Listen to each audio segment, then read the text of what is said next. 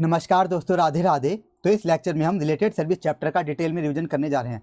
तो इस चैप्टर के रिगार्डिंग कुछ बेसिक बातें हैं, वो मैं आपको अपने हैंड रिटन नोट से समझा देता हूँ। तो देखो, एक जो सीएन प्रैक्टिस होता है, एक सीएन प्रैक्टिस से क्या क्या कर सकता है। एक सीएन प्रैक्टिस एश्योरेंस सर्विस दे सकता है और नॉन एश्योरेंस सर्विस प्रोवाइड कर सकता है। अब ये एश्योरेंस सर्विस में बताओ क्या करता है। एक सीएन प्रैक्टिस एश्योरेंस सर्विस के अंदर क्या करता है, थर्ड पार्टी को एश्योरेंस देता है, थर्ड पार्टी को। लेकिन नॉन एश्योरेंस सर्विस में जैसे नाम से ही पता चलता है, यहाँ पे सीएन प्रैक्टिस थर्ड पार्टी को कोई भी एश्योरेंस नहीं देता, कोई भी एश्योरेंस नहीं देता। तो करता है क्या यहाँ पे सीएन प्रैक्टिस। यहाँ पे सीएन प्रैक्टिस बस क्या करता है, मैनेजमेंट की हेल्प करता है। क्या करता है, मैनेजमेंट की हेल्प करता है, थर्ड पार्टी को कोई भी एश्योरेंस नहीं देता। अब क्योंकि सीएन प्रैक्टिस एश्योरेंस सर्विस के अंदर किसकी बात कर रहा हूं मैं, एश्योरेंस सर्विस की। सीएन प्रैक्टिस एश्योरेंस सर्विस में क्या करता है, थर्ड पार्टी को एश्योरेंस देता है। तो यहाँ पे सीए का इंडिपेंडेंट होकर काम करना बहुत जरूरी है, क्योंकि यहाँ पे सीए किसके लिए काम कर रहा है, थर्ड पार्टी के लिए, ना कि मैनेजमेंट के लिए। मैनेजमेंट के लिए काम नहीं कर रहा, किसके लिए कर रहा है, थर्ड पार्टी के लिए। इसलिए यहाँ पे सीएन प्रैक्टिस का इंडिपेंडेंट होकर काम करना जरूरी है। लेकिन नॉन एश्योरेंस सर्विस में सीएन प्रैक्टिस थर्ड पार्टी के लिए काम नहीं करता, थर्ड पार्टी को कोई एश्योरेंस नहीं देता, सिर्फ मैनेजमेंट के लिए काम करता है। तो यहाँ पे सीए पर कोई भी इंडिपेंडेंस रिक्वायरमेंट नहीं है। मतलब यहाँ पे सीए का इंडिपेंडेंट होना बिल्कुल भी जरूरी नहीं है। मतलब अगर सीएन प्रैक्टिस का चाटुकार भी है मैनेजमेंट का, तो भी कोई दिक्कत नहीं है। चाटुकार भी है तो मान लो सीएन प्रैक्टिस का जो क्लाइंट है वो क्या है, वो मान लो सीएन प्रैक्टिस का रिश्तेदार है, तो कोई दिक्कत नहीं। वो क्या कर सकता है, सीएन प्रैक्टिस वहाँ पे आराम से नॉन एश्योरेंस सर्विस दे सकता है, क्योंकि यहाँ पे इंडिपेंडेंस की कोई रिक्वायरमेंट नहीं है। अब देखो ये नॉन एश्योरेंस सर्विस क्या क्या है, इनके एग्जाम्पल्स देखो। जैसे टैक्स रिटर्न प्रिपरेशन, कि टैक्स रिटर्न भरना क्लाइंट के लिए, टैक्स रिटर्न भरना, टैक्स कंसल्टेंसी देना, टैक्स प्लानिंग में हेल्प करना अपने क्लाइंट की। और देखो क्या है, management consultancy and other services. इसके अंदर कितनी सारी नॉन एश्योरेंस सर्विस आती है। ये हमने कहाँ पढ़ी है, अपने एथिक्स वाले चैप्टर में, प्रोफेशनल एथिक्स चैप्टर में, management consultancy and other services. इसमें ढेर सारी नॉन एश्योरेंस सर्विस आती है। अब देखो कुछ स्पेशल नॉन एश्योरेंस सर्विस, क्या, agreed upon procedures. Agreed upon procedures, इसमें क्या करते हैं देखो, ये क्या है एग्रीड अपॉन प्रोसीजर्स, ये भी क्या एक नॉन एश्योरेंस सर्विस है। यहाँ पे सीएन प्रैक्टिस क्या करता है, यहाँ पे सीएन प्रैक्टिस फाइनेंशियल स्टेटमेंट के कुछ स्पेसिफिक आइटम पे क्या करता है, प्रोसीजर्स परफॉर्म करता है, और उसको फिर जो भी फैक्ट्स मिलते हैं उनको क्या कर देता है, क्लाइंट को रिपोर्ट कर देता है, क्लाइंट को रिपोर्ट करता है।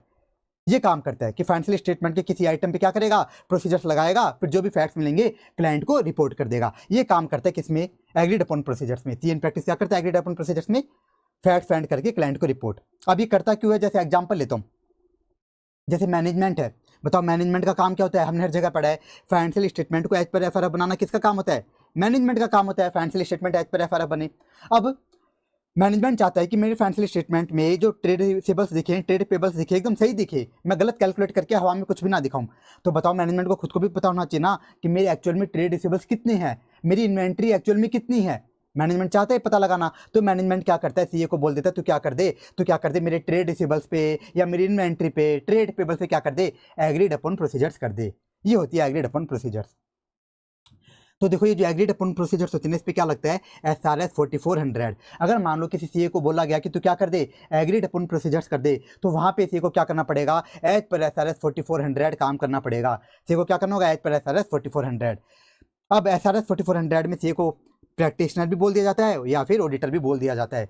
ऑडिटर क्यों बोल दिया जाता है, क्योंकि जो एंटिटी का ऑडिटर है ना, वो भी क्या कर सकता है, वो ऑडिटर भी क्या कर सकता है, एग्रीड अपॉन प्रोसीजर्स कर सकता है आराम से, कोई दिक्कत की बात नहीं है। मैंने आपको क्या बता रखा है, अगर याद करो, एथिक्स चैप्टर मैंने बताया था कि अगर एक सीए किसी कंपनी का ऑडिटर है, एक सीए किसी कंपनी का ऑडिटर है, तो वो सीए उसी कंपनी को सेक्शन 144 वाली सर्विस बिल्कुल भी नहीं दे सकता। अगर एक सीए क्या करे, किसी कंपनी को ऑडिट करे, तो सेक्शन 144 वाली नॉन एश्योरेंस सर्विसेज बिल्कुल भी नहीं दे सकता, बिल्कुल भी नहीं दे सकता। लेकिन बाकी नॉन एश्योरेंस सर्विस तो दे ही सकता है ना, बस कुछ सेफगार्ड्स लगाने होंगे। क्या सेफगार्ड्स लगाने होते हैं, वो सारी बातें हमने एथिक्स वाले चैप्टर में डिटेल में देखी हुई है। तो ये हो गया हमारा एग्रीड अपॉन प्रोसीजर। अब आओ नेक्स्ट, एक और होती है नॉन एश्योरेंस सर्विस, क्या, कंपाइलेशन एंगेजमेंट। कंपाइलेशन एंगेजमेंट, यहाँ पे सीए क्या करता है, यहाँ पे सीए मैनेजमेंट की फाइनेंशियल स्टेटमेंट को बनाने में हेल्प करता है, चाहे वो जनरल पर्पज फाइनेंशियल स्टेटमेंट हो, स्पेशल पर्पज फाइनेंशियल स्टेटमेंट हो, या प्रोफॉर्मा फाइनेंशियल इन्फॉर्मेशन हो, या फिर प्रोस्पेक्टिव फाइनेंशियल इन्फॉर्मेशन हो, क्वार्टरली फाइनेंशियल स्टेटमेंट हो, समरी फाइनेंशियल स्टेटमेंट हो, उनमें हेल्प करता है। ये होते हैं कंपाइलेशन एंगेजमेंट। तो अगर किसी सीए को बोला जाता है कि तू क्या करके दे, कंपाइलेशन एंगेजमेंट करके दे, तो यहाँ पे सीए को क्या करना होगा, एज पर SRS 4410 काम करना होगा, एज पर SRS 4410। और यहाँ पे सीए को क्या बोला जाता है, प्रैक्टिशनर बोला जाता है। क्यों, क्योंकि यहाँ पे जो सीए क्या कर रहा है, कंपाइलेशन एंगेजमेंट कर रहा है ना, वो सीए उस एंटिटी का ऑडिटर नहीं हो सकता। जो सीए क्या कर रहा है, किसी एंटिटी के यहाँ पे कंपाइलेशन एंगेजमेंट कर रहा है, वो सीए उस एंटिटी की ऑडिट कर ही नहीं सकता, इस कारण से। अब देखो नॉन एश्योरेंस सर्विस तो बहुत सारी होती हैं, बहुत सारी। कितनी सारी हैं, लेकिन आईसीएआई ने जो एसआरएस निकाल रखे हैं स्टैंडर्ड्स, वो ओनली 2 नॉन एसोसिएशन सर्विस के लिए निकाल रखे हैं, ओनली 2 नॉन एसोसिएशन सर्विस। कौन कौन सी? एग्रीड अपन प्रोसीजर्स और कंपाइलेशन एंगेजमेंट के लिए क्या कर रखा है आईसीएआई ने? स्टैंडर्ड्स ऑन रिलेटेड सर्विस निकाल रखे हैं। और इसको स्टैंडर्ड ऑन रिलेटेड सर्विस क्यों बोला गया? स्टैंडर्ड्स ऑन रिलेटेड सर्विस इसको इसलिए बोला गया क्योंकि नॉन एसोसिएशन सर्विस का एक दूसरा नाम क्या है? रिलेटेड सर्विस भी है। नॉन एसोसिएशन सर्विस को हम रिलेटेड सर्विसेज भी बोलते हैं इस कारण से। तो हम एक एक करके इनको स्टार्ट करते हैं। अब आ जाओ अपनी कंसेप्ट बुक पर। तो बेसिक बात मैंने आपको बता दी, इसमें बस आपको ये 3 नाम याद करने हैं कि नॉन एसोसिएशन सर्विस में क्या क्या आता है। कुछ एग्जाम्पल्स ऐसे नहीं लिख रखे हैं, तो ये 3 नाम याद कर लेना, एकदम ईजी थे। अब आ जाओ, सबसे पहले स्टार्ट करें हम SRS 4400 engagement to perform agreed upon procedures regarding financial information. ये हम स्टार्ट करने जा रहे हैं। तो सबसे पहले क्या टॉपिक है? Meaning and objective of agreed upon procedures. कि एग्रीड अपॉन प्रोसीजर्स क्या है, सबसे पहले हम वो देखने जा रहे हैं। वैसे तो मैंने आपको समझा दिया, अब टेक्निकल लैंग्वेज में भी देख लेते हैं कि ये एग्रीड अपॉन प्रोसीजर्स होती क्या है। तो देखो ये क्या होती है एग्रीड अपॉन प्रोसीजर्स। इसमें से क्या करता है? स्पेसिफाइड अकाउंट्स और आइटम्स ऑफ फाइनेंशियल स्टेटमेंट पे क्या करता है? प्रोसीजर्स परफॉर्म करता है। क्या करता है? प्रोसीजर्स परफॉर्म करता है। और फिर जो भी फैक्ट्स मिलते हैं, फैक्चुअल फाइंडिंग्स मिलती है, जो भी फैक्ट्स मिलते हैं उनको क्या करता है? क्लाइंट को रिपोर्ट कर देता है, उनको क्लाइंट को रिपोर्ट करता है। तो क्या करता है? ये specified item of financial statement में प्रोसीजर्स परफॉर्म करता है और जो भी फैक्ट्स मिलते हैं उनको क्लाइंट को रिपोर्ट कर देता है। जैसे ये स्पेसिफाइड अकाउंट्स या आइटम्स ऑफ फाइनेंशियल स्टेटमेंट क्या क्या हो सकते हैं? Accounts payable, accounts receivable, inventory etcetera, ये सब क्या हो सकते हैं? Specified items of financial statement. अब देखो नेक्स्ट कि ये जो एग्रीड अपॉन प्रोसीजर्स है, यहाँ पे ये थर्ड पार्टी को कोई भी एश्योरेंस नहीं देता। क्यों नहीं देता? क्योंकि बताओ ये एग्रीड अपॉन प्रोसीजर्स क्या है? ये क्या है? ये एक नॉन एश्योरेंस सर्विस है। इस कारण से यहाँ पे हम थर्ड पार्टी को कोई भी एश्योरेंस नहीं देते। तो यही हमारी डेफिनेशन कंप्लीट। और ये आपको याद करनी है, एकदम छोटा सा स्टैंडर्ड है, इसमें आपको सब कुछ याद करना है, कुछ भी नहीं छोड़ना। डेफिनेशन भी याद करनी है आपको ये। फिर देखो यहाँ पे बता रखे प्रिंसिपल्स। तो यहाँ पे बोला गया कि जो सीए इन प्रैक्टिस है ना, देखो यहाँ पे सीए इन प्रैक्टिस को independence is not required. Independence की रिक्वायरमेंट नहीं है, सीए का इंडिपेंडेंट होकर काम करना जरूरी नहीं है। अगर सीए क्या है, उस मैनेजमेंट का चाटुकार भी है तो भी कोई दिक्कत की बात नहीं है। लेकिन एक बात बोल दी कि यहाँ पे प्रैक्टिशनर को मतलब सीए को एथिकल रिक्वायरमेंट्स को तो कंप्लाई करना ही करना होगा। सीए को यहाँ पे एथिकल रिक्वायरमेंट्स को तो कंप्लाई करना ही होगा, मतलब इंटीग्रिटी, ऑब्जेक्टिविटी, कॉन्फिडेंशियलिटी, इन सबको तो कंप्लाई करना ही करना होगा। मतलब एकदम ईमानदारी से काम करना है। और काम करने के दौरान सीए को जो भी अपने क्लाइंट की जो भी इंफॉर्मेशन मिले उसको कॉन्फिडेंशियल रखना है, थर्ड पार्टी को डिस्क्लोज नहीं करना। और क्या करना है? सीए को professional competence and due care से काम करना है, मतलब एकदम मेहनत से काम करना है, बिल्कुल भी लापरवाही नहीं बरतनी। ये है, सीए को एथिकली तो काम करना ही पड़ेगा, बस इंडिपेंडेंस की नीड नहीं है। सीए अगर चाटुकार भी है क्लाइंट का तो कोई दिक्कत नहीं। ये भी हमारा कंप्लीट हुआ। अब आ जाओ नेक्स्ट टॉपिक, एकदम इजी था कि ऑडिट में और एग्रीड अपॉन प्रोसीजर्स में क्या डिफरेंस है। तो बता दिया, देखो की डिफरेंस क्या है? सबसे मेन डिफरेंस एश्योरेंस से रिलेटेड है। ऑडिट में तो हम क्या करते हैं? ऑडिट के तो अंदर तो हम थर्ड पार्टी को, यूजर्स को एश्योरेंस देते हैं, लेकिन एग्रीड अपॉन प्रोसीजर्स के अंदर हम थर्ड पार्टी को कोई भी एश्योरेंस नहीं देते। तो करते क्या है? हम क्या करते हैं? ओनली जो फैक्ट फाइंड करते हैं, जो भी फैक्ट मिलता है उसको क्लाइंट को रिपोर्ट करते हैं। बस यही डिफरेंस है। कितना सिंपल था, इतना सिंपल सा डिफरेंस है। एक या 2 बार भी आप रीड करोगे ना तो याद हो जाएगा, इतनी सिंपल सी लैंग्वेज है इसकी, याद जरूर कर लेना। अब ये आया बहुत इंपॉर्टेंट टॉपिक, क्या? Terms and procedures of agreed upon procedures engagement. इसमें भी सबसे पहले हम क्या देखने जा रहे हैं? Terms of the engagement. कि सीए को एग्रीड अपॉन प्रोसीजर्स एंगेजमेंट, ये जो एग्रीड अपॉन प्रोसीजर एंगेजमेंट आई है सीए के पास, इसको एक्सेप्ट करने से पहले अपने एंगेजमेंट लेटर में क्या क्या बातें इंक्लूड करनी है, एंगेजमेंट लेटर में क्या क्या बातें इंक्लूड करनी है। तो सबसे पहले क्या लिखेगा? सबसे पहले लिखेगा नेचर ऑफ एंगेजमेंट। सबसे पहले से क्या लिखेगा अपने एंगेजमेंट लेटर में?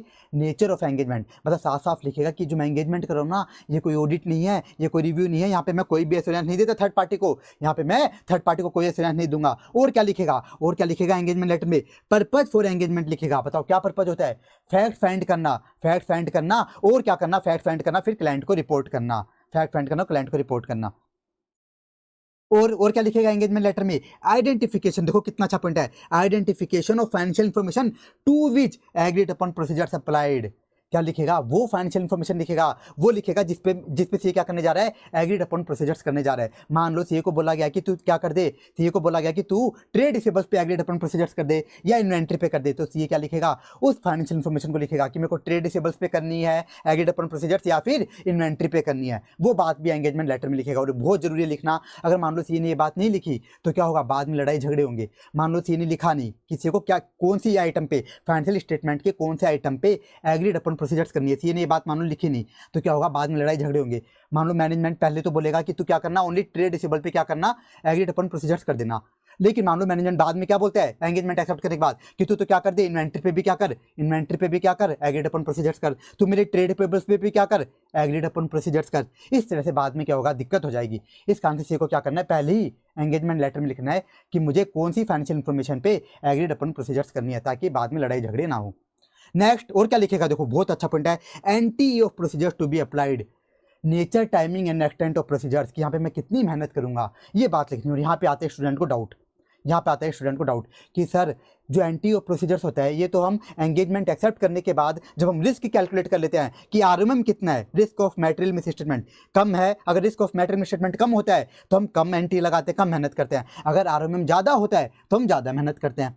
तो यहाँ पे ये बात पहले ही कैसे लिख रहा है एंगेजमेंट लेटर में, तो देखो ये क्या है, अपनी नॉन एश्योरेंस सर्विस है, यहाँ पे मैनेजमेंट के लिए काम कर रहे हैं, तो यहाँ पे हम रिस्क वगैरह कुछ ही कैलकुलेट नहीं करेंगे कि आरएमएम कैलकुलेट करने बैठ रहे हैं, कुछ भी नहीं करेंगे। यहाँ पे हम क्या करेंगे, मैनेजमेंट हमको जितना काम बोलेगा ना उतनी मेहनत करेंगे। मैनेजमेंट बोलेगा कम काम कर, कम मेहनत, मैनेजमेंट बोलेगा ज़्यादा मेहनत कर, ज़्यादा मेहनत, इस तरह से हम काम करते हैं। और लिस्टिंग ऑफ प्रोसीजर्स की प्रोसीजर्स कौन कौन से लगाएगा वो भी सीए क्या करेगा, पहले लिख लेगा कि मैं इंक्वायरी करूंगा, ऑब्जर्वेशन करूंगा या एक्सटर्नल कंफर्मेशन करूंगा, इंस्पेक्शन करूंगा, क्या क्या प्रोसीजर्स करूंगा, वो भी क्या करेगा, पहले ही मैनेजमेंट से बात करके अपने एंगेजमेंट लेटर में लिख लेगा ये चीज़ भी। अब देखो लास्ट पॉइंट बहुत जरूरी, सबसे important point, limitation on distribution of report, मतलब स्टेटमेंट देगा कि जो मेरी रिपोर्ट है वो क्या है, restricted to parties who have agreed to procedures. इसका मतलब क्या है, तो ये क्या करेगा, एंगेजमेंट लेटर में साफ साफ लिखेगा कि मैं एग्रीड अपॉन प्रोसीजर्स की जो अपनी रिपोर्ट बना के दूंगा, एग्रीड अपॉन प्रोसीजर्स करके जो मैं अपनी रिपोर्ट बना के दूंगा ना, वो रिपोर्ट ओनली क्लाइंट तेरे लिए ही होगी, ओनली क्लाइंट तेरे लिए ही मैं रिपोर्ट बना के दूंगा। ये जो मैं अपनी रिपोर्ट बना के दूंगा ये रिपोर्ट तेरे को गलती से भी थर्ड पार्टी को नहीं देनी, ये रिपोर्ट तेरे को गलती से भी थर्ड पार्टी को नहीं देनी, ये साफ साफ लिखेगा। बहुत जरूरी बात है, ये बहुत जरूरी बात है क्या, कि जो मैं रिपोर्ट बना के दूंगा किन पे, एग्रीड अपॉन प्रोसीजर्स करके, तो ये रिपोर्ट मैं ओनली क्लाइंट के लिए बना रहा हूँ, ये रिपोर्ट थर्ड पार्टी के लिए नहीं बना रहा। ये बात तो बहुत जरूरी है, बहुत जरूरी है। क्यों, क्योंकि यहाँ पे बताओ ये क्या कर रहा है, ये एग्रीड अपॉन प्रोसीजर्स कर रहा है, यहाँ पे थर्ड पार्टी के लिए काम कर ही नहीं रहा, काम ही किसके लिए कर रहा है, क्लाइंट के लिए, क्लाइंट के लिए काम कर रहा है। और ये देखो ये ऐसे 805 वाला काम नहीं है, ऐसे 805 याद करो, यहाँ पे स्टूडेंट को डाउट भी आता है सर ऐसे 805 में और SRS 4400 में क्या डिफरेंस है, इन दोनों में डिफरेंस क्या है, तो वो डिफरेंस मैं आपको क्लियर करता हूँ। याद करो ऐसे 805 किसकी बात करता है, audit of single item of financial statement. वहाँ पे मैनेजमेंट बोलता है कि सीए तू क्या कर दे, ट्रेड रिसीवेबल्स की ऑडिट कर दे, ट्रेड पेबल्स की ऑडिट कर दे, इन्वेंट्री की ऑडिट कर दे। और यहाँ पे क्या कर रहा है बता मैनेजमेंट, यहाँ पे क्या बोल रहा है सीए को कि तू मेरे क्या कर दे, ट्रेड रिसीवेबल्स पे एग्रीड अपॉन प्रोसीजर्स कर दे, ट्रेड पेबल्स पे कर दे, इन्वेंट्री पे कर दे। तो यहाँ पे स्टूडेंट को डाउट आता है, तो देखो दोनों में क्या डिफरेंस है, एकदम लॉजिकल वाला डिफरेंस है। ऐसे 805 में तो सीए क्या करता है, ऐसे 805 में तो सीए जो ऑडिट क्या करता है, ऑडिट करता है, वो क्या करता है, थर्ड पार्टी को एश्योरेंस देता है, थर्ड पार्टी के लिए काम करता है। जो सिंगल आइटम की ऑडिट करता है तो थर्ड पार्टी के लिए क्या करता है, जब सीए सिंगल आइटम की ऑडिट करता है तो उस टाइम पे सीए थर्ड पार्टी के लिए काम करता है। लेकिन SRS 4400 में सीए थर्ड पार्टी के लिए काम नहीं करता, यहाँ पे तो सीए मैनेजमेंट के लिए काम करता है, मैनेजमेंट के लिए। इस कारण से सीए साफ साफ क्या करता है, अपनी रिपोर्ट में लिखता है, अपनी रिपोर्ट में नहीं सॉरी अपने एंगेजमेंट लेटर में, कि जो रिपोर्ट है, ये जो मैं रिपोर्ट बना के दूंगा ये क्या है, मैनेजमेंट मैं तेरे लिए बना के दे रहा हूँ, और ये रिपोर्ट तेरे को गलती से भी थर्ड पार्टी को नहीं देनी, ये बात साफ साफ लिखेगा। तो ये अपना कंप्लीट हो कि एंगेजमेंट लेटर में क्या क्या आएगा, और ये आपको अच्छे से याद करना है। इसका मैं आपको एक निमोनिक बना देता हूँ, इसका बनाओ pin limitations, pin limitations. P से क्या हो गया पर्पज, आई से क्या हो गया identification of financial information, N से नेचर ऑफ एंगेजमेंट, लिमिटेशन से लिमिटेशन, और एन से एक एंटी ऑफ प्रोसीजर्स भी हो गया। तो एन यहाँ पे 2 बार आ रहा है। अब आ जाओ नेक्स्ट टॉपिक कि यहाँ पे प्रोसीजर्स क्या क्या लगाएगा, एकदम इजी सा टॉपिक है। क्या लगाएगा, सेम जो हम ऑडिट में करते हैं, inquiry, inspection, observation, external confirmation, analytical procedure, सारी की सारी देखो वही होंगी। तो ये टॉपिक भी कंप्लीट हुआ। आ जाओ नेक्स्ट रिपोर्टिंग। अब रिपोर्ट में क्या क्या एलिमेंट्स आएंगे। अब एक डाउट स्टूडेंट को आता है कि सर ये रिपोर्ट याद करनी है क्या हमें, SRS 4400 की। तो देखो एक छोटा सा स्टैंडर्ड है, तो इसकी आपको रिपोर्ट याद करनी है। इसकी कितने पॉइंट याद करने, 4 से 5 पॉइंट। कौन से याद करने वो मैं बता दूंगा। तो देखो सबसे पहले तो सेम पॉइंट देखो क्या क्या है, टाइटल है, एड्रेस ही है, date of report, place of signature, practitioner signature, ये तो आपको सभी रिपोर्ट में मिलेंगे ये पॉइंट। तो स्पेशल चीज देखो एड्रेसी में, यहाँ पे एड्रेसी क्या होगा, मतलब यहाँ पे एड्रेसी कौन होगा, रिपोर्ट किसके लिए बन रही है बताओ, अपॉइंटिंग अथॉरिटी के लिए, मतलब क्लाइंट के लिए। ये जो रिपोर्ट बन रही है किन पे, एग्रीड अपॉन प्रोसीजर्स की जो रिपोर्ट बन रही है किसके लिए बन रही है, ओनली क्लाइंट के लिए, तो ये लिखेगा। और देखो अब एक पॉइंट और देखो, ये भी एकदम सेम पॉइंट है। जैसे हम ऑडिट के अंदर जो रिपोर्ट बनाते हैं, ऑडिट में जब हम रिपोर्ट बनाते हैं वहाँ पे क्या लिखते हैं कि जो मैंने ऑडिट करी है वो as per standards on auditing करी है। ऐसे यहाँ पे सी क्या लिखेगा, जो मैंने ये जो एग्रीड अपॉन प्रोसीजर्स करी है ये एज पर SRS 4400 करी है, ये बात लिख देगा। अब देखो ये तो सेम वाले पॉइंट हो गए। अब बाकी पॉइंट्स क्या है, एकदम ईजी पॉइंट्स हैं। बाकी पॉइंट्स में आईसीए ने क्या किया है, जो टर्म्स ऑफ एंगेजमेंट में जो भी बातें हमने देखी थी ना, सारी की सारी बातें आईसीए ने रिपोर्ट में छाप दी, सारी की सारी बातें। देखो पहला काम क्या था, नेचर ऑफ एंगेजमेंट बताता है कि ये जो मैं एंगेजमेंट करूँ, ये कोई ऑडिट नहीं है, रिव्यू नहीं है, यहाँ पे मैं कोई एश्योरेंस नहीं देता। तो देखो ये पॉइंट आपको यहाँ पे मिल जाएगा, सेम पॉइंट। इसको मैं स्क्वायर कर देता हूँ, जो सेम पॉइंट है। स्टेटमेंट देगा कि ये कोई ऑडिट नहीं है, रिव्यू नहीं है, यहाँ पे मैं कोई एश्योरेंस नहीं देता। दूसरा देखो, दूसरा पॉइंट क्या था, पर्पज बताता है। क्या करता है सीए, अपने एंगेजमेंट लेटर में पर्पज लिखता है। तो यहाँ पे देखो क्या करेगा, रिपोर्ट के अंदर भी अपना पर्पज बता देगा। और देखो थर्ड पॉइंट क्या था, अपने एंगेजमेंट लेटर में सीए क्या लिखता है, आइडेंटिफिकेशन ऑफ फाइनेंशियल इन्फॉर्मेशन, कि सीए फाइनेंशियल स्टेटमेंट के कौन से आइटम पे एग्रीड अपॉन प्रोसीजर्स करेगा, वो भी सीए क्या करता है, अपने एंगेजमेंट लेटर में लिखता है। ये बात सीए क्या करेगा, रिपोर्ट में लिखेगा। देखो ये रहा, identification of financial information on which agreed upon procedures applied, same to same point. फिर देखो नेक्स्ट क्या था, anti of procedures, listing of procedures. अब देखो रिपोर्ट में भी सीए क्या लिख रहा है, लिस्टिंग ऑफ प्रोसीजर्स। लास्ट क्या था कि जो मेरी रिपोर्ट है उस पर क्या लगाता है, रिपोर्ट पे क्या लगाता है, रेस्ट्रिक्शंस लगाता है कि report restricted to parties who have agreed to procedures. यहाँ पे क्या कर देगा, देखो रेस्ट्रिक्शन रिपोर्ट, देखो same point, statement that report is restricted to parties that have agreed to procedures, same to same वही बात। तो अगर मान लो SRS 4400 में अगर रिपोर्ट का क्वेश्चन आ जाए ना, तो कई बार आईसी क्या करते हैं, title, address, date of report, ये सारे पॉइंट नहीं लिखता आईसी, बाकी बचे हुए पॉइंट्स लिखता है। तो आपको इनको अलग से याद नहीं करना, आपको क्या करना है, आप ये जो टर्म्स ऑफ एंगेजमेंट याद करोगे ना, आपको यही सेम पॉइंट्स क्या करने हैं, अपनी रिपोर्ट के अंदर भी छापने हैं, यही सेम पॉइंट्स। और इन पॉइंट्स को मैंने आपको स्क्वायर भी कर दिया, तो एग्जाम में अगर क्वेश्चन भी आए तो आपको बस ये वाले पॉइंट याद करके जाने हैं रिपोर्ट के लिए, और कुछ नहीं करना आपको। तो ये हमारा SRS 4400 कंप्लीट हो गया, कुछ भी नहीं था इसके अंदर। तो देखो इसमें क्या क्या याद करना है, स्टार्टिंग में बस ये 3 पॉइंट याद करने, नॉन एश्योरेंस एंगेजमेंट वाले। फिर आया SRS 4400, इसमें मीनिंग आपको याद करनी है। ये वाली लाइन तो एकदम सिंपल सी है कि एथिकल रिक्वायरमेंट्स कंप्लाई करनी है और इंडिपेंडेंस की नीड नहीं है। फिर ये डिफरेंस देखो, वैसे एकदम फालतू सा है, audit versus agreed upon procedures का, लेकिन याद कर लेना। और ये क्या 2 बार भी रीड करोगे याद हो जाएगा। टर्म्स ये बहुत ज़्यादा इंपॉर्टेंट है, टर्म्स ऑफ द एंगेजमेंट। फिर प्रोसीजर ज़्यादा काम की नहीं, रीड करोगे तो वैसे ही आपके नंबर आ जाएंगे, अगर गलती से ऐसे नहीं पूछ भी लिया तो। फिर रिपोर्ट का तरीका मैंने बता ही दिया, ताकि आपका इसमें टाइम वेस्ट ना हो। जिस तरीके से मैंने आपको रिपोर्ट याद करने का तरीका बताया, आपको उस तरीके से याद करनी है। अब आ जाओ नेक्स्ट स्टैंडर्ड अपना, SRS 4410 कंपाइलेशन एंगेजमेंट। तो कंपाइलेशन एंगेजमेंट होते क्या है, सबसे पहले हम वही देख लेते हैं, meaning and objective of compilation engagement. तो देखो यहाँ पे क्या होता है, यहाँ पे जो सीए होता है, प्रैक्टिशनर मतलब सीए इन प्रैक्टिस। यहाँ पे सीए इन प्रैक्टिस क्या करता है, assist the management in preparation and presentation of financial information as per FRF। Compilation engagement में सीए कुछ नहीं करता, क्या करता है, बस कंपाइलेशन एंगेजमेंट में सीए मैनेजमेंट की फाइनेंशियल स्टेटमेंट को एज पर FRF बनाने में हेल्प करता है, एज पर FRF उसका प्रेजेंटेशन करने में, डिस्क्लोजर देने में हेल्प करता है। क्योंकि मैनेजमेंट को खुद को ज्ञान नहीं होता। देखो याद करो, जो भी हमने पढ़े हैं, चाहे जनरल पर्पज फाइनेंशियल स्टेटमेंट हो, स्पेशल पर्पज फाइनेंशियल स्टेटमेंट हो, समरी फाइनेंशियल स्टेटमेंट हो, कोई भी हो, चाहे वो परफॉर्मा फाइनेंशियल इन्फॉर्मेशन हो, चाहे प्रोस्पेक्टिव फाइनेंशियल इन्फॉर्मेशन हो, कोई से भी फाइनेंशियल इन्फॉर्मेशन हो या फाइनेंशियल स्टेटमेंट हो, हर जगह हमने पढ़ा है कि इन सबको बनाने की जिम्मेदारी किसकी होती है, मैनेजमेंट की होती है। हर जगह हमने पढ़ा है, हर जगह ये बात पढ़ी है। लेकिन आप खुद बताओ, क्या मैनेजमेंट को जरूरी है कि उसको ज्ञान हो, कि मैनेजमेंट को ज्ञान हो कि इसका प्रेजेंटेशन डिस्क्लोजर कैसे करना है? मैनेजमेंट को तो ज्ञान होता नहीं है। तो मैनेजमेंट क्या करता है, किसी भी बंदे से ये काम करवा लेता है, या तो किसी बीकॉम पास बंदे को बोल देगा, या फिर वो किसी सीए को बोल देगा कि तू क्या कर, मेरी कंपाइलेशन में हेल्प कर। तो देखो, जो भी नॉन एश्योरेंस सर्विस होती है ना, ये बात मैंने आपको बताई नहीं, जो भी नॉन एश्योरेंस सर्विस होती है ये कोई भी कर सकता है, सीए या नॉन सीए, कोई भी कर सकता है नॉन एश्योरेंस सर्विस। हाँ, ये जो एश्योरेंस सर्विसेज होती है, एश्योरेंस सर्विसेज, ये ओनली सीए ही कर सकता है, लेकिन नॉन एश्योरेंस सर्विस कोई भी कर सकता है, चाहे सीए हो या नॉन सीए हो। तो मैनेजमेंट क्या करता है, किसी की हेल्प ले लेता है कंपाइलेशन करवाने में। तो अगर मैनेजमेंट क्या करता है, सीए को बोलता है कि तुम क्या कर, सीए को बोलता है तू क्या कर, मेरी कंपाइलेशन करने में हेल्प कर, फाइनेंशियल स्टेटमेंट को कंपाइल करने में, बनवाने में हेल्प कर। तो यहाँ पे सीए को कैसे काम करना होता है, एज पर SRS 4410 के अकॉर्डिंग सीए को काम करना होता है। देखो कितनी सिंपल सी बात लिखी है। ये कंपाइलेशन एंगेजमेंट क्या है बताओ, कंपाइलेशन एंगेजमेंट भी क्या है, ये क्या है, नॉन एश्योरेंस एंगेजमेंट। तो ये भी क्या है, ये क्या है, यहाँ पे भी हम कोई एश्योरेंस नहीं देते। कंपाइलेशन एंगेजमेंट में भी सीए थर्ड पार्टी को कोई एश्योरेंस नहीं देता, बस मैनेजमेंट की हेल्प करता है। और देखो बहुत ज्यादा इंपॉर्टेंट बात कि ये जो कंपाइलेशन एंगेजमेंट है, does not require practitioner to verify the accuracy और completeness of information provided by management. आप ध्यान से समझना, जब सीए क्या करता है, मैनेजमेंट की फाइनेंशियल स्टेटमेंट को कंपाइल करने में हेल्प करता है ना, तो यहाँ पे सारी की सारी इन्फॉर्मेशन लाने की जिम्मेदारी ना मैनेजमेंट की होती है।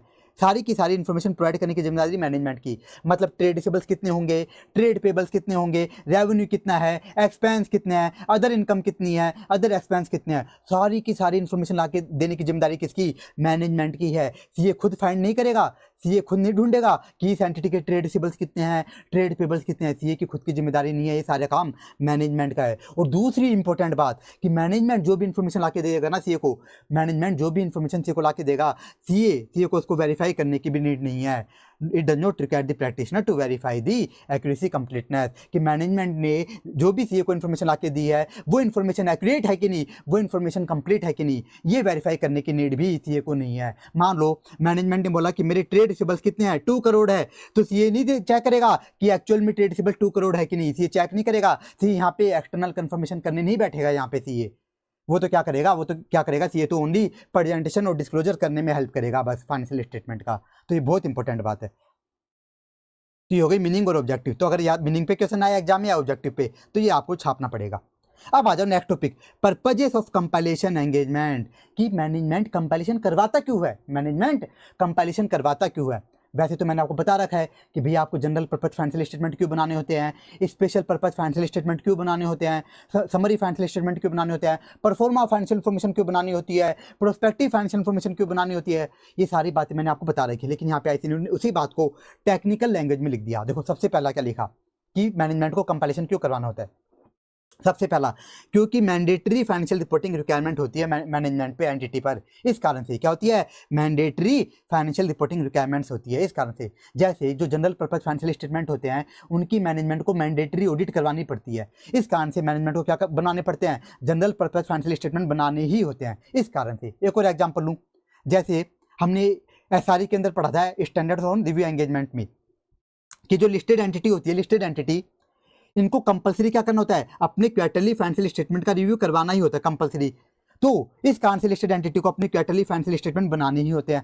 तो ये भी क्या है बताओ, ये भी क्या होगी, मैंडेटरी फाइनेंशियल रिपोर्टिंग रिक्वायरमेंट। तो ये है पहला रीजन। और बाकी रीजन के अदर रीजन जहाँ पे मैंडेटरी रिपोर्टिंग रिक्वायरमेंट्स नहीं है, अब वो क्या क्या है। पहला देखो, for external parties under contract, ये तो आपको याद भी आ गया होगा, क्या लिखा है, for external parties under contract. जैसे एग्जाम्पल लूँ, एक एक्स लिमिटेड है, इसको लोन चाहिए था, ये गई बैंक के पास, बैंक से लोन लेने, बैंक ने बोला कि ऐसे कैसे लोन दे दे आपको, बिना कुछ देखे ही लोन कैसे दे दे। तो बैंक ने बोला कि तुम क्या करो, जैसे हम बोले ना उस अकॉर्डिंग हमें क्या करके दो, उस अकॉर्डिंग हमको स्पेशल फाइनेंशियल स्टेटमेंट बना के दो, स्पेशल पर्पज फाइनेंशियल स्टेटमेंट बना करके दो। तो बैंक वाले क्या करते हैं, एक कॉन्ट्रैक्ट बनाते हैं और बोलते हैं इस कॉन्ट्रैक्ट के अकॉर्डिंग हमको फाइनेंशियल स्टेटमेंट बना करके दो। तो ये जो स्पेशल पर्पज फाइनेंशियल स्टेटमेंट होते हैं ये क्या है, for external parties under contract. और एग्जाम्पल लूँ, जैसे ये प्रोस्पेक्टिव फाइनेंशियल इन्फॉर्मेशन होती है जिसमें हम फ्यूचर कैश फ्लो स्टेटमेंट बनाते हैं, फ्यूचर रेवेन्यू स्टेटमेंट वगैरह। तो ये भी क्या है, ये किसके लिए बनते हैं, एक्सटर्नल पार्टीज अंडर कॉन्ट्रैक्ट। और देखो फॉर ट्रांजैक्शनल पर्पज, यहाँ पे किसकी बात हो रही है, यहाँ पे अपनी बात हो रही है प्रोफॉर्मा, किसकी बात हो रही है, प्रोफॉर्मा फाइनेंशियल इन्फॉर्मेशन की। इसके बारे में डिटेल में हमने कहाँ पे पढ़ा था, SAE 3420 में परफॉर्मा फाइनेंशियल इन्फॉर्मेशन। यहाँ पे क्या होता है, अगर एंटिटी मान लो कुछ मर्जर हो रहा है, डीमर्जर हो रहा है, उसके बाद एंटिटी क्या करने जा रही है, कुछ शेयर्स वगैरह इशू करने जा रही है, तो एंटिटी को अपने प्रोस्पेक्टस में परफॉर्मा फाइनेंशियल इन्फॉर्मेशन देनी ही देनी होती है। एंटिटी को अपने प्रोस्पेक्टस में उस केस में परफॉर्मा फाइनेंशियल इन्फॉर्मेशन देनी होती है। तो इस कारण से भी एंटिटी को परफॉर्मा फाइनेंशियल इन्फॉर्मेशन बनानी पड़ जाती है। और देखो वो लास्ट क्या है, for management OTCWG such as for internal use, कि सीए को फाइनेंशियल इन्फॉर्मेशन मतलब मैनेजमेंट को फाइनेंशियल इन्फॉर्मेशन क्यों बनानी है, TCWG के इंटरनल यूज के लिए, मैनेजमेंट के इंटरनल यूज के लिए। इसको समझो। अब जैसे हम DT सब्जेक्ट में देखते हैं एडवांस टैक्स, तो एंटिटी को क्या करना होता है, एडवांस टैक्स पे करना होता है। लेकिन क्या जो एडवांस टैक्स होता है, क्या बताओ, एकदम हवा में पे होता है क्या, वो हवा में पे नहीं किया जाता, उसकी एस्टिमेट बेसिस पे कैलकुलेशन की जाती है। इस कारण से एंटिटी क्या करती है, मैनेजमेंट वाले सीए को बोल देते तो क्या कर दे, फाइनेंशियल इन्फॉर्मेशन बना दे ताकि हम एस्टिमेट बेसिस पे एडवांस टैक्स कैलकुलेट कर सकें। इस कारण से भी फाइनेंशियल इन्फॉर्मेशन बनवा लेते हैं। तो ये रीजन होते हैं। तो ये भी मैंने आपको कंप्लीट करवा दिया। इस पर भी ऐसे ही क्वेश्चन पूछ लेते हैं, आपको याद करने पड़ेंगे 4 पॉइंट्स। यहाँ पे देखो 4 पॉइंट्स है, पहला मैंडेटरी वाला, एक है देखो मैनेजमेंट वाला, एक एक्सटर्नल पार्टीज और एक ट्रांजेक्शनल पर्पज, ये आपको याद करने होंगे। अब नेक्स्ट टॉपिक है स्कोप, एकदम फालतू सा स्कोप। कुछ भी नहीं है इसमें। देखो स्कोप में क्या लिखा हुआ है, सीए का काम क्या है यहाँ पे, पहले तो डेफिनेशन छाप दी, मैनेजमेंट की हेल्प करना, क्या करने में, फाइनेंशियल इन्फॉर्मेशन बनाने में, उसको प्रेजेंट करने में हेल्प करना। और फिर दूसरा क्या बोला कि यहाँ पे सारी की सारी फाइनेंशियल इन्फॉर्मेशन ला के देने की जिम्मेदारी किसकी होगी, मैनेजमेंट की होगी। सारी की सारी फाइनेंशियल इन्फॉर्मेशन प्रोवाइड करने की जिम्मेदारी किसकी, मैनेजमेंट की होगी। ये है इतना सा स्कोप। तो याद भी करना चाहो तो ये 2 लाइन याद कर लेना आप, जो मैंने आपको बताई है। नेक्स्ट पॉइंट देखो एकदम इजी, एथिकल रिक्वायरमेंट्स। तो एकदम सेम वही बात कि बताओ कंपाइलेशन एंगेजमेंट क्या है, ये क्या है, नॉन एश्योरेंस एंगेजमेंट। यानी यहाँ पे आपको इंडिपेंडेंट होकर काम करने की नीड नहीं है, यहाँ पे आपका सीए का इंडिपेंडेंट होना जरूरी नहीं है, लेकिन एथिकली तो आपको काम करना ही पड़ेगा, ईमानदारी से तो काम करना ही है। कॉन्फिडेंशियल इन्फॉर्मेशन जो भी क्लाइंट की आपको मिले वो किसी को डिस्क्लोज नहीं करनी, और एकदम मेहनत से काम करना है, ये तो आपको करना ही होगा। और एक पॉइंट हो रहा है देखो इसके अंदर, क्या, एंगेजमेंट लेवल क्वालिटी कंट्रोल। क्या लिखा है, engagement partner shall take responsibility for क्या, overall quality of compilation engagement. इसका मतलब क्या है, तो यहाँ पे कौन से टॉपिक की बात हो रही है, यहाँ पे सेम उस टॉपिक की बात हो रही है जो हम ऐसे 220 में देखते हैं। ऐसे 220 में हमने एक टॉपिक पढ़ा है कि एंगेजमेंट पार्टनर की जो लीडर है उसकी क्या रेस्पॉन्सिबिलिटी होगी, जब वो एंगेजमेंट करने जाएगा। ऐसे 220 में हमने क्या देखा था कि जब पूरी टीम, एंगेजमेंट टीम ऑडिट करने जाती है, जब पूरी एक ऑडिट टीम क्या करने जाती है, ऑडिट करने जाती है, तो वहाँ पे उस एंगेजमेंट पार्टनर की क्या रेस्पॉन्सिबिलिटी होगी। इसी तरह से यहाँ पे हम देख रहे हैं, अगर पूरी टीम जब कंपाइलेशन एंगेजमेंट करनी गई है, कंपाइलेशन एंगेजमेंट, वहाँ पे एंगेजमेंट पार्टनर की क्या रेस्पॉन्सिबिलिटी होगी। तो जो पॉइंट हमने ऐसे 220 में देखे थे ना, वही सेम बात यहाँ पे लिखी है, बस उसकी लैंग्वेज ऐसे नहीं अलग कर दी। ऐसे 220 में हमने उसको डिटेल में समझा था, यहाँ पे ऐसे ने उसको एकदम शॉर्ट में लिख दिया। तो देखो यहाँ पे क्या लिखा है कि एंगेजमेंट पार्टनर को इस तरह से एक्शंस लेने हैं, मतलब लीडर को, किसकी बात हो रही है, एंगेजमेंट पार्टनर मतलब लीडर को इस तरह से एक्शंस लेने हैं ताकि जो टीम है वो क्या करे, इस तरह से काम करे कि कंपाइलेशन एंगेजमेंट में क्या है, क्वालिटी आए। मतलब टीम क्या करे, एकदम एथिकली काम करे, पूरी टीम भी क्या करे, एकदम ईमानदारी से काम करे। और दूसरा, टीम को अगर कोई जगह दिक्कत आ रही है तो एंगेजमेंट पार्टनर इस तरह से अपनी टीम को मैसेज दे या इस तरह से एक्शन ले कि जो बेचारी टीम वाले हैं अगर उनको कोई दिक्कत भी आ रही है तो वो बिना डरे जो अपना एंगेजमेंट पार्टनर है, लीडर है, उससे बात कर सके, डिस्कस कर सके इस तरह से। और ये सारी की सारी बातें मैंने आपको ऐसे 220 में बताई है, वही बात यहाँ पे लिखी है। और एंगेजमेंट पार्टनर की और क्या रेस्पॉन्सिबिलिटी बताओ लीडर की, कि जो एंगेजमेंट हो वो कैसे हो, as per firms quality control policies and procedures हो। ये इसकी रेस्पॉन्सिबिलिटी किसकी, लीडर की। ये टॉपिक भी कंप्लीट हुआ, ये सारा आपको याद करना है, इसमें कुछ भी नहीं छोड़ना, ऊपर से लेकर के यहाँ से लेकर के यहाँ तक सब कुछ याद करना है, क्योंकि छोटे छोटे स्टैंडर्ड में ऐसे कुछ भी पूछ लेता है। स्कोप वाला ये है ना, ये फिर भी कम काम का, एकदम कम काम का, लेकिन बाकी सारे काम के हैं, जिसमें बस पर्पज वाले में आपको हल्का सा टाइम लगेगा, बाकी कहीं भी नहीं लगे, एकदम ईजी है। अब आ जाओ next topic, engagement acceptance and continuance. यहाँ पे हम क्या सीखने जा रहे हैं कि सीएन प्रैक्टिस को एंगेजमेंट एक्सेप्ट करने से पहले क्या एंगेजमेंट लेटर में क्या क्या बातें लिखनी है, वो हम देखने जा रहे हैं इस टॉपिक में, कि सीए को कंपाइलेशन एंगेजमेंट एक्सेप्ट करने से पहले एंगेजमेंट लेटर में क्या क्या बातें लिखनी है। और ध्यान से सुनना, यहाँ पे जो एंगेजमेंट लेटर में बातें लिखेंगे ना, वो सेम वही बात आएंगी जो हमने ऐसे 210 में देखी थी। ऐसे 210 में भी हमने देखा था कि एंगेजमेंट लेटर में जो ऑडिटर है वो क्या क्या लिखेगा, वही सेम बात जहाँ पे ये क्या करेगा, एंगेजमेंट लेटर में लिखेगा, कंपाइलेशन एंगेजमेंट में, एकदम सेम टू सेम बात। अब इनको समझो, एक एक करके हम देखते हैं क्या लिखेगा। सबसे पहले देखो एप्लीकेबल एफआरएफ, क्या लिखेगा, एप्लीकेबल एफआरएफ लिखेगा कि फाइनेंशियल रिपोर्टिंग फ्रेमवर्क कि कौन सा है, कि जो मेरे को कंपाइलेशन करना है उसमें फाइनेंशियल रिपोर्टिंग फ्रेमवर्क कौन सा यूज़ करना है, कि मुझे एएस के अकॉर्डिंग कंपाइलेशन करना है, मुझे इंडेस के अकॉर्डिंग करना है, या मुझे कॉन्ट्रैक्ट के अकॉर्डिंग करना है, या फिर मुझे सेबी गाइडलाइंस के अकॉर्डिंग कंपाइलेशन करना है। ये बात क्या करेगा, सीए अपने एंगेजमेंट लेटर में लिखेगा कि एप्लीकेबल एफआरएफ क्या है जिसके अकॉर्डिंग मुझे कंपाइलेशन करना है। और क्या लिखेगा, ऑब्जेक्टिव एंड स्कोप, ये भी एकदम सेम पॉइंट है, objective and scope of compilation engagement.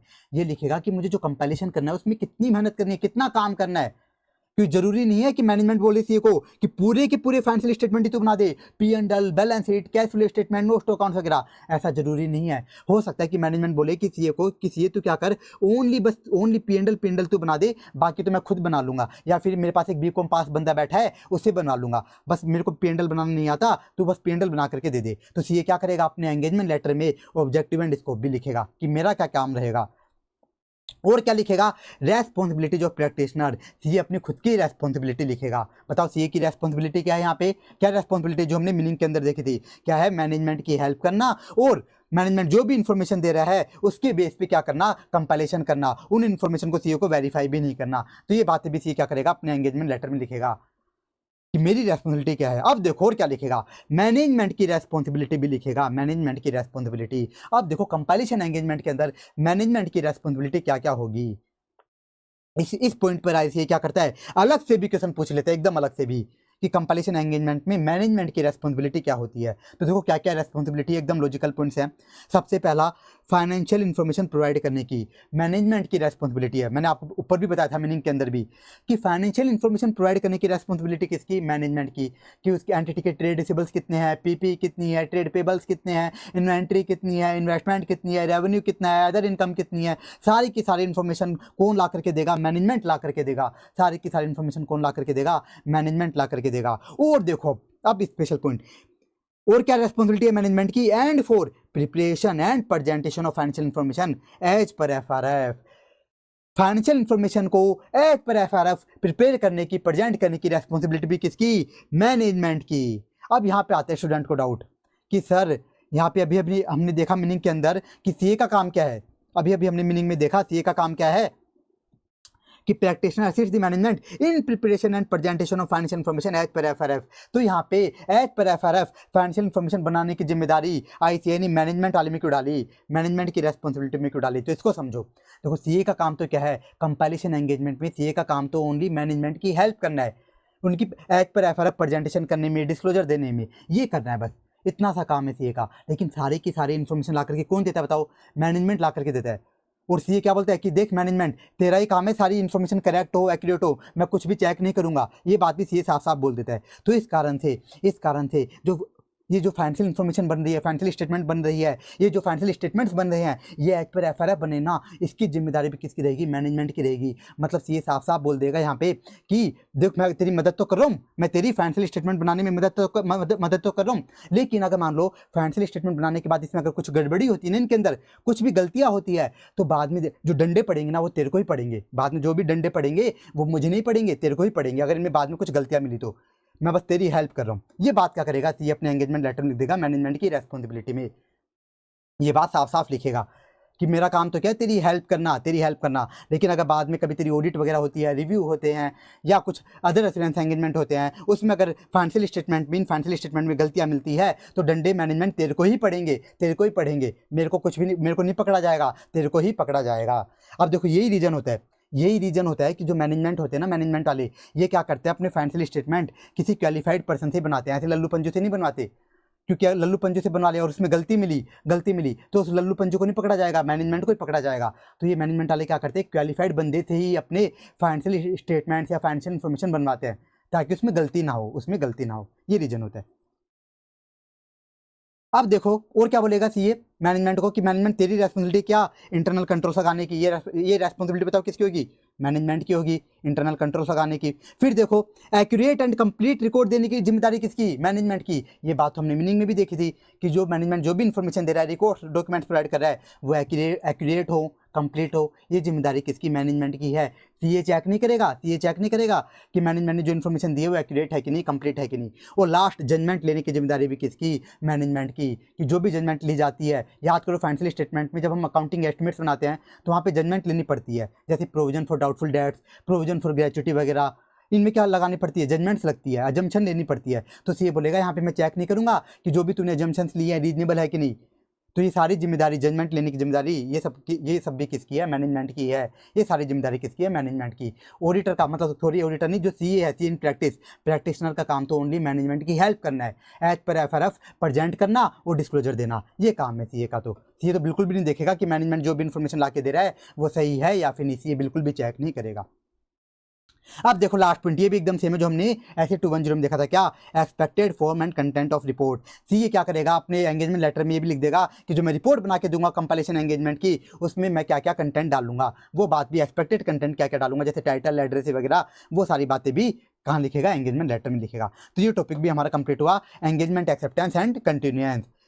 और इसको याद कैसे करना है, इसमें ये लिख लेना आप कि इसके अंदर ऐसे ने क्या लिखा है, जो ऐसे 210 में हमने एंगेजमेंट लेटर वाले टॉपिक में जो टॉपिक्स देखे थे, जो पॉइंट्स देखे थे, ऐसे 210 में एंगेजमेंट लेटर टॉपिक में हमने जो पॉइंट्स देखे थे ना, सेम पॉइंट ऐसे नहीं यहाँ पे लिखे हैं, सेम के सेम, एकदम सेम टू सेम पॉइंट्स हैं। बस ये जो रेस्पॉन्सिबिलिटी ऑफ मैनेजमेंट है ना, इसको आपको अलग से याद करना है। ऐसे ही इस वाले पॉइंट पे अलग से क्वेश्चन पूछ लेता है, रेस्पॉन्सिबिलिटी ऑफ मैनेजमेंट पे। तो ये भी हमारा कंप्लीट हुआ। अब देखो नेक्स्ट आया परफॉर्मिंग द एंगेजमेंट, कि अब सीए को जो कंपाइलेशन है करना कैसे है, प्रैक्टिशनर को कंपाइलेशन करना कैसे वो हम सीखने जा रहे हैं। तो यहाँ पे बता रहा है कि प्रोसीजर क्या होगी, अप्रोच और प्रैक्टिशनर क्या होगी। तो अगर ऐसे क्वेश्चन बनाएगा तो इस लाइन पे बनाएगा, लेकिन वैसे कम है। इस तरह से अगर ऐसे क्वेश्चन पूछे, बता दूंगा कि क्वेश्चन कैसे बनेगा, एक बार समझ लेते हैं कि सीए को कंपाइलेशन कैसे करना है। तो सबसे पहले तो सीए को क्या करना है, अंडरस्टैंडिंग लेनी है। अब अंडरस्टैंडिंग किस चीज़ की लेनी है, देखो एक तो लेनी है एप्लीकेबल एफआरएफ की, बहुत लॉजिकल पॉइंट लिखा है। क्या करना है सीए को, एप्लीकेबल एफआरएफ की अंडरस्टैंडिंग लेनी है। क्यों लेनी है, मान लो सीए को इंडेक्स के अकॉर्डिंग कंपाइलेशन करना है, सीए को इंडेक्स के अकॉर्डिंग कंपाइलेशन करना है, तो सीए को पता भी तो होना चाहिए ना कि इंडेक्स के अकॉर्डिंग कैसे अकाउंटिंग होती है, प्रेजेंटेशन क्या होता है, डिस्क्लोजर क्या दिए जाते हैं। तो सीए को खुद को भी तो ज्ञान होना चाहिए ना, इसलिए सीए क्या करेगा, एप्लीकेबल एफआरएफ की अंडरस्टैंडिंग लेगा। और सीए क्या करेगा, और सीए बिजनेस की अंडरस्टैंडिंग भी लेगा। अब यहाँ पे आता है स्टूडेंट को डाउट कि सर कंपाइलेशन एंगेजमेंट में थोड़ी ना हमको कोई रिस्क कैलकुलेट करनी है, आरएमएम कैलकुलेट करनी है, तो यहाँ पे सीए बिजनेस की अंडरस्टैंडिंग क्यों ले रहा है, इसका लॉजिक क्या है। तो ध्यान से सुनना, यहाँ पे सीए बिजनेस की अंडरस्टैंडिंग इसलिए लेगा, मान लो कोई क्या है, एग्रीकल्चर बिजनेस है, क्या है एग्रीकल्चर बिजनेस। तो याद करो एग्रीकल्चर बिजनेस में क्या होता है, इंडिया 41 भी लगता है। इस काम से सीए क्या करेगा, बिजनेस की अंडरस्टैंडिंग मिलेगा, ये देखने के लिए कि कुछ एक्स्ट्रा रिक्वायरमेंट्स तो नहीं है कंपाइलेशन में, इस कारण से कि कुछ स्पेशल रिक्वायरमेंट्स तो नहीं होगी, इस कारण से सीए क्या करता है, बिजनेस की अंडरस्टैंडिंग भी लेता है। अब क्या करेगा, सीए ने अंडरस्टैंडिंग ले ली। सबसे मेन अंडरस्टैंडिंग क्या थी, एप्लीकेबल एफआरएफ की, कि भाई अगर मेरे को इंडेक्स के अकॉर्डिंग बनाने हैं तो इंडेक्स में क्या क्या रिक्वायरमेंट है, किस तरह से उसमें प्रेजेंटेशन होता है, कौन कौन से डिस्क्लोजर देने पड़ते हैं, ये अंडरस्टैंडिंग लेगा। अब क्या करेगा, जैसे अंडरस्टैंडिंग ले ली, सीए क्या करेगा, फाइनेंशियल स्टेटमेंट या फाइनेंशियल इन्फॉर्मेशन बनाना स्टार्ट कर देगा। क्या करेगा, देखो compile financial information using the records documents provided by management, कि मैनेजमेंट जो भी इन्फॉर्मेशन ला के दे रहा है उसके बेस पर सीए क्या करेगा, फाइनेंशियल इन्फॉर्मेशन कंपाइल करना स्टार्ट कर देगा। और अब क्या करेगा, और क्या करेगा, प्रैक्टिशनर क्या करेगा, discuss the significant judgment with management, और क्या करेगा, मैनेजमेंट के साथ सिग्निफिकेंट जजमेंट डिस्कस करेगा। अब यहाँ पे आता है स्टूडेंट को डाउट कि सर आपने बताया था कि जजमेंट लेने की जिम्मेदारी किसकी, मैनेजमेंट की। देखो इस पॉइंट में बताया था रेस्पॉन्सिबिलिटी ऑफ मैनेजमेंट में कि जजमेंट लेने की जिम्मेदारी किसकी, मैनेजमेंट की, सीए चेक नहीं करेगा। तो यहाँ पे सीए मैनेजमेंट के साथ सिग्निफिकेंट जजमेंट डिस्कस क्यों कर रहा है, यहाँ पर जो सीए है, जो प्रैक्टिशनर है, वो मैनेजमेंट के साथ सिग्निफिकेंट जजमेंट को डिस्कस क्यों कर रहा है, ये डाउट आता है। तो इसका लॉजिक समझो, ये बहुत इंपॉर्टेंट पॉइंट है। यहाँ पे किसकी बात हो रही है, यहाँ पे बात हो रही है गोइंग कंसर्न वाले की। सिग्निफिकेंट जजमेंट में एक आता है गोइंग कंसर्न वाला जजमेंट। तो यहाँ पे सीए मैनेजमेंट से पूछेगा कि आपकी जो एंटिटी है वो आने वाले सालों में भी चलती रहेगी या बंद हो जाएगी, मतलब आपकी एंटिटी आने वाले सालों में गोइंग कंसर्न रहेगी या फिर नहीं, ये पूछेगा। क्यों, अगर मान लो मैनेजमेंट ने बोला सीए को कि हमारी एंटिटी तो अगले साल ही बंद हो जाएगी, नेक्स्ट ईयर ही क्या हो जाएगी, बंद हो जाएगी, तो बताओ सीए क्या करेगा, सीए जो कंपाइलेशन करेगा ना वो गोइंग कंसर्न बेसिस पे नहीं करेगा, सीए क्या करेगा, एनआरवी बेसिस पे करेगा, नेट रिलायजेबल वैल्यू पे। क्या करेगा, नेट रिलायजेबल वैल्यू पे। जो भी आइटम दिखाएगा बैलेंस शीट में, पी&एल में, सब किस पे दिखाएगा, नेट रिलायजेबल वैल्यू पे। इस कारण से ये क्या करेगा, ये जो सिग्निफिकेंट जजमेंट है ये मैनेजमेंट के साथ डिस्कस करेगा। इतना सा काम करना, कोई मेहनत नहीं करनी, मैनेजमेंट से बस डिस्कस करना है, इसका ये लॉजिक है। अब देखो नेक्स्ट पॉइंट, अब क्या करना है, प्रायर टू कंप्लीशन क्या करना है, प्रैक्टिशनर को रीड भी कर लेनी है अपनी कंपाइल्ड फाइनेंशियल इन्फॉर्मेशन। मतलब सीए फाइनेंशियल इन्फॉर्मेशन को कंपाइल करने के बाद, फाइनेंशियल स्टेटमेंट बनाने के बाद, अपनी रिपोर्ट बनाने से पहले, प्रायर टू कंप्लीशन का मतलब अपनी रिपोर्ट बनाने से पहले क्या करेगा, अपनी कंपाइल्ड फाइनेंशियल इन्फॉर्मेशन को एक बार रीड भी कर लेगा कि जो मैंने फाइनेंशियल इन्फॉर्मेशन कंपाइल करी है ये एज पर एफआरएफ बन तो गई ना, इसका जो प्रेजेंटेशन है, डिस्क्लोजर है, वो एज पर एफआरएफ हो तो गया ना, एक बार रीड कर लेगा। और ये भी देख लेगा कि कुछ क्लैरिकल मिस्टेक तो नहीं हो गई, ऐसा तो नहीं कि कुछ अमाउंट मुझे 1 लाख लिखना था, 1 लाख डालना था, गलती से 10 लाख लिख दिया, या गलती से 11 लाख लिख दिया, ऐसा कुछ तो नहीं हुआ ना, ये देख लेगा बस। अब देखो कुछ इंपॉर्टेंट पॉइंट्स कि अगर मान लो इफ रिकॉर्ड डॉक्यूमेंट, कि मैनेजमेंट जो आपको रिकॉर्ड डॉक्यूमेंट दे रहा है वो क्या इनकम्प्लीट एंड एक्यूरेट है, तो सीए यहाँ पे क्या करेगा, मैनेजमेंट को बोलेगा भाई मुझे कंप्लीट इन्फॉर्मेशन ला के दे, एक्यूरेट इन्फॉर्मेशन ला करके दे। वो अगर मैनेजमेंट क्या करता है, अगर आपको कंप्लीट इन्फॉर्मेशन ला करके नहीं देता, एक्यूरेट इन्फॉर्मेशन ला करके नहीं देता, तो सीए क्या करेगा, यहाँ पे मॉडिफाइड ओपिनियन नहीं देगा। क्यों, क्योंकि यहाँ पे हम थर्ड पार्टी को असिस्टेंस नहीं दे रहे, तो यहाँ पे क्या कर लेगा सीए, एंगेजमेंट को छोड़ के चला जाएगा और मैनेजमेंट को बता देगा कि मैंने एंगेजमेंट क्यों छोड़ी, inform management about the reason for withdrawing, बता देगा कि मैंने क्यों छोड़ी। तो मैंने क्या बताया, अगर मैनेजमेंट सीए को कंप्लीट इन्फॉर्मेशन ला करके नहीं देता या गलत इन्फॉर्मेशन देता है तो सीए मैनेजमेंट से क्या करेगा, कंप्लीट इन्फॉर्मेशन मांगेगा। लेकिन मैनेजमेंट अगर सीए को फिर भी कंप्लीट इन्फॉर्मेशन नहीं देता तो सीए एंगेजमेंट छोड़ के ही चला जाएगा। अब यहाँ पे आते हैं स्टूडेंट को डाउट कि सर आपने तो बताया था कंपाइलेशन एंगेजमेंट में सीए कभी भी इन्फॉर्मेशन को वेरीफाई नहीं करता, मैनेजमेंट जो भी इन्फॉर्मेशन ला करके देता है उसको वेरीफाई नहीं करता, तो यहाँ पे सीए यहाँ पे क्यों चेक कर रहा है, क्यों मैनेजमेंट से कंप्लीट इन्फॉर्मेशन मांग रहा है, यहाँ पे स्टूडेंट को डाउट आता है।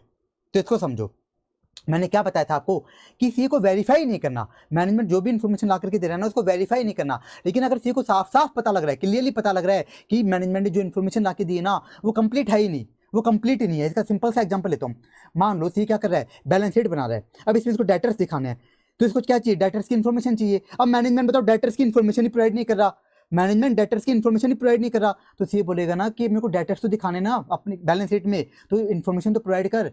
वो अगर मान लो मैनेजमेंट इन्फॉर्मेशन प्रोवाइड नहीं करता तो सी छोड़ के चला जाएगा। एक और एग्जांपल लूँ, मान लो सी नहीं, बताओ सी क्या करता है, सबसे पहले अंडरस्टैंडिंग लेता है एप्लीकेबल एफआरएफ की, एप्लीकेबल एफआरएफ की कि भी आज पर एप्लीकेबल एफआरएफ मुझे कैसे प्रेजेंटेशन करना है, क्या डिस्क्लोजर देना है। अब मान लो सी को पता लगा कि मुझे क्या करना है, मुझे नोट्स टू अकाउंट्स में डेटर्स के रिगार्डिंग भी डिस्क्लोजर देने हैं कि कौन सा डेटर कितना पुराना है, मतलब दिखाते ना हम एजिंग ऑफ डेटर्स, याद हो तो शेड्यूल 3 में आपको डिस्क्लोजर देना पड़ता है एजिंग ऑफ डेटर्स की, कौन सा डेटर कितना पुराना है, ये आपको दिखाना पड़ता है। तो आप क्या करोगे बताओ, सी क्या करेगा, सी मैनेजमेंट से इन्फॉर्मेशन मांगेगा कि देख मेरे को क्या करना है, मुझको नोट टू अकाउंट्स बनाने हैं, और उसमें मुझे क्या करना है, मुझे ट्रेड रिसीवेबल्स के डिस्क्लोजर देने हैं। तो सी क्या करेगा, मैनेजमेंट से इन्फॉर्मेशन मांगेगा। वो अगर मैनेजमेंट ये इन्फॉर्मेशन ला कर ही नहीं देता तो सी क्या करेगा, छोड़ के चला जाएगा। ये है इस पॉइंट का मतलब, ये इस पॉइंट का मतलब है। मतलब ऐसी इन्फॉर्मेशन जो सी को साफ साफ पता लग रहा है कि ये तो इनकम्प्लीट इन्फॉर्मेशन है या गलत इन्फॉर्मेशन है, तो सी क्या करेगा, मैनेजमेंट को बोलेगा कि मेरे को सही इन्फॉर्मेशन ला करके दे, और मैनेजमेंट मना कर देता है मैनेजमेंट,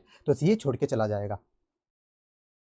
अब देखो नेक्स्ट पॉइंट, ये और स्पेशल अमेंडमेंट्स कि अब इसमें क्या लिखा है, अगर सीए इन प्रैक्टिस को becomes aware during the course of engagement, कि कंपाइलेशन एंगेजमेंट करने के दौरान पता लगता है, क्या पता लगता है कि ये जो कंपाइल्ड फाइनेंशियल इन्फॉर्मेशन बनी है, मतलब जो फाइनेंशियल इन्फॉर्मेशन मैंने कंपाइल करे ना, ये एज पर एप्लीकेबल एफआरएफ नहीं बने, note adequately describe the applicable FRF, मतलब ये जो फाइनेंशियल इन्फॉर्मेशन का कंपाइलेशन हुआ है ना, ये एज पर एफआरएफ नहीं हुआ, यानी इनमें अमेंडमेंट्स करने की नीड है, इस कंपाइल्ड फाइनेंशियल इन्फॉर्मेशन में चेंजेस करने की नीड है, अदरवाइज ये क्या हो जाएंगे, मिसलीडिंग हो जाएंगे। तो इस केस में सी क्या करेगा, इस केस में सी मैनेजमेंट को बोलेगा तो क्या आप क्या कर दो, अमेंडमेंट्स कर दो, मतलब इसमें आप चेंजेस कर दो। लेकिन अगर मैनेजमेंट मना कर देता है तो क्या करेगा सी, बताओ, वही छोड़ के चला जाएगा और मैनेजमेंट को बताएगा कि मैं क्यों छोड़ के जा रहा हूं, ये काम करेगा। तो आप बोलोगे सर इसका मतलब क्या है, तो देखो यहाँ पे क्या बोला गया, मैंने क्या बताया कि सी को वेरीफाई नहीं करना कि जो इन्फॉर्मेशन है वो करेक्ट है कि नहीं, लेकिन सी को साफ साफ पता लग जाता है काम करने के दौरान कि ये जो फाइनेंशियल स्टेटमेंट्स है ये एज पर एफआरएफ नहीं बन दे, साफ साफ पता लग जाता है। तो सी क्या बोलेगा कि यहाँ पे आप ये चेंजेस करो, अमेंडमेंट करो, और अगर मैनेजमेंट मना कर देता है, उसमें मना कर देता है तो सी क्या करेगा, छोड़ के चला जाएगा एंगेजमेंट को। जैसे एग्जांपल लूँ, मान लो एंटिटी में क्या लगी थी, एंटिटी में आग लगी थी एंगेजमेंट करने के दौरान सी को पता लगा, कंपाइलेशन एंगेजमेंट करने के दौरान सी को पता लगा कि एंटिटी में बहुत भयंकर आग लगी थी, इसलिए और इस आग से एंटिटी को क्या हुआ था, बहुत भयंकर नुकसान हुआ था, भयंकर आग लगी थी और इसकी वजह से एंटिटी को बहुत भयंकर लॉस हुआ था। तो एंटिटी ने क्या किया था, इंश्योरेंस कंपनी से क्लेम मांगा था, कितने का मान लो, क्लेम मांगा था 5 करोड़ का, 5 करोड़ का एंटिटी ने इंश्योरेंस कंपनी से क्लेम मांगा था। और एंटिटी क्या कर रही है, इस 5 करोड़ को अपनी बैलेंस शीट में करंट असेट्स में दिखा रही है, कहाँ पे दिखा रही है, अपनी कंपाइल्ड फाइनेंशियल इन्फॉर्मेशन में करंट असेट्स में दिखा रही है। और सीए को पता लगा काम करने के दौरान पता लगा कि जो क्लेम है ना, जो एंटिटी ने ये जो क्लेम इंश्योरेंस कंपनी से मांगा था, इस क्लेम को इंश्योरेंस कंपनी ने पूरा का पूरा ही रिजेक्ट कर दिया था। इंश्योरेंस कंपनी ने तो पूरा का पूरा ही क्या कर दिया था, रिजेक्ट कर दिया था। तो सीए बोलेगा मैनेजमेंट को जाकर के कि आपने जो करंट असेट दिखा रखे एकदम गलत दिखा रखे, इसको यहाँ से हटा दो बैलेंस शीट से। सीए क्या बोलेगा मैनेजमेंट को कि आपने जो करंट असेट दिखा रखी है ये एकदम गलत दिखा रखी है, इसको अपनी बैलेंस शीट से हटा दो। लेकिन अगर मैनेजमेंट नहीं मानता तो सीए क्या करेगा, एंगेजमेंट छोड़कर ही चला जाएगा। ये इस पॉइंट का मतलब है, इस पूरे टॉपिक का यही मतलब है। और इस पे ऐसे क्वेश्चन कैसे पूछता है, देखो एकदम डायरेक्ट क्वेश्चन पूछेगा, ऐसे ही बोलेगा, एक केस स्टडी बना के देगा और उसमें लिखेगा कि सीए को काम करने के दौरान, कंपाइलेशन एंगेजमेंट करने के दौरान ये बात पता लगी। जैसे ही ऐसे इस तरह से क्वेश्चन में लिखे, इस तरह से लिखे, तो आप समझ जाना ये अमेंडमेंट वाले टॉपिक पे ऐसे नहीं क्वेश्चन पूछा है, ये समझ जाना। तो ये भी हमारा कंप्लीट हुआ। इसमें देखो एक फालतू सी बात तो लिख रखी है कि अगर विड्रॉल पॉसिबल नहीं है तो सी डिटरमाइन करेगा कि उसकी क्या रेस्पॉन्सिबिलिटी है। तो देखो वैसे जनरली ऐसा होता नहीं है, जो नॉन एश्योरेंस एंगेजमेंट होते ना, इसमें ऐसा नहीं होता कि यहाँ पे विड्रॉल पॉसिबल ही नहीं है, तो ये जब चाहे जब छोड़ के जा सकते हैं, ऐसा नहीं होता यहाँ पे, तो ये छोड़ के जा सकते हैं, इसमें ऐसा नहीं है। लेकिन आपको याद रखना पड़ेगा क्योंकि ऐसे नहीं लाइन लिखी है, इसलिए याद रखना पड़ेगा, लेकिन प्रैक्टिकली ऐसा नहीं होता। अब देखो नेक्स्ट, एक्नोलेजमेंट, अब एकदम ईजी था एक्नोलेजमेंट। ये क्या करेगा, मैनेजमेंट से लिखवा करके लेगा कि मैनेजमेंट ये देख फाइनेंशियल इन्फॉर्मेशन है ना, ये मैंने कंपाइल तो कर दी, लेकिन अब पूरी जिम्मेदारी अब तेरी है, पूरी जिम्मेदारी तेरी, इसको प्रेजेंट करने की, डिस्क्लोजर की सारी जिम्मेदारी तेरी है। बाद में अगर इसमें कुछ गड़बड़ी मिली, इस फाइनेंशियल इन्फॉर्मेशन में कुछ भी गलतियां मिली, तो तेरे ही डंडे पड़ेंगे, मेरे डंडे नहीं पड़ेंगे। ये बात भी क्या करेगा, मैनेजमेंट से लिखवा के ले लेगा। और एकदम फालतू से लास्ट तो कम्युनिकेशन विद मैनेजमेंट टीसीडब्ल्यूजी, ठीक को क्या करना है, जो भी इंपॉर्टेंट मैटर्स है मैनेजमेंट के साथ टीसीडब्ल्यूजी के साथ कम्युनिकेट करने हैं, टाइमली बेसिस पे कम्युनिकेट करने, एकदम फालतू से। तो ये टॉपिक भी हमारा कंप्लीट हुआ। इसमें देखो आईसी कैसे क्वेश्चन पूछ सकते हैं, तो प्रोसीजर पे, कि पूरी प्रोसीजर बता दो, इसके चांस कम होते हैं। इस लाइन पे क्वेश्चन पूछेगा कि अप्रोच ऑफ प्रैक्टिशनर बता दो, इस तरह से, तो आपको लिखनी पड़ेगी पूरी प्रोसीजर्स। और एक चीज और बता देता हूँ यहाँ पे, एक चीज और बताता हूँ आपको मैं, कि यहाँ पे आपको ये वाले पॉइंट्स याद नहीं करने, ये तो मैंने समझाने के लिए लिख दिए, ताकि पता लग जाए कि आपको यहाँ पे क्या क्या हो रहा है, ताकि आपको ये जो पूरा टॉपिक है ये अच्छे से याद हो जाए, आराम से याद हो जाए समझ के। तो आपको तो ये इस तरह से याद करना है, इस तरह से याद करने पॉइंट्स, ये पॉइंट्स आपको याद करने हैं। ये याद नहीं करने, आप सोचो कि हेडिंग लिखनी है, ये हेडिंग लिखी हुई नहीं है स्टडी मैट में, ये तो मैंने यहाँ पे लिख दी ताकि आप समझ के याद कर सको कि क्या क्या करना है, क्या क्या करना है, कंपाइलेशन करते वक्त को क्या क्या करना है, समझ के हम याद कर सके, इस कारण से। और दूसरा आईसी किस पे क्वेश्चन पूछ लेता है, इस अमेंडमेंट वाले पे अलग से क्वेश्चन पूछ लेते हैं, जो अमेंडमेंट वाला टॉपिक है ये लाइन डालेगा इसी क्वेश्चन में, और इस पे अलग से क्वेश्चन पूछ लेता है। तो ये आपको पूरा टॉपिक छापना पड़ता है बस। अब आ जाओ रिपोर्ट, इसमें भी क्या करना, कोई भी 3-4 पॉइंट याद कर लेना। तो देखो क्या क्या, पहले सेम वाले टाइटल, एड्रेस, ही date, practitioner signature, place of signature same हो गए। फिर ये बताना कि जो मैंने कंपाइलेशन किया है कैसे किया है, एज पर एस 4410, ये एकदम सिंपल सा हो गया। फिर मैनेजमेंट की रेस्पॉन्सिबिलिटी, प्रैक्टिशनर की रेस्पॉन्सिबिलिटी, ये भी क्या हो गई, एकदम सेम हो गए। और देखो अब अलग वाले देख लो कुछ, और क्या लिखेगा सी अपनी रिपोर्ट में, ये जो जिसने कंपाइलेशन एंगेजमेंट किया है अपनी रिपोर्ट में क्या डालेगा, ये स्टेटमेंट डालेगा, statement that practitioner has compiled the financial information based on the information provided by management.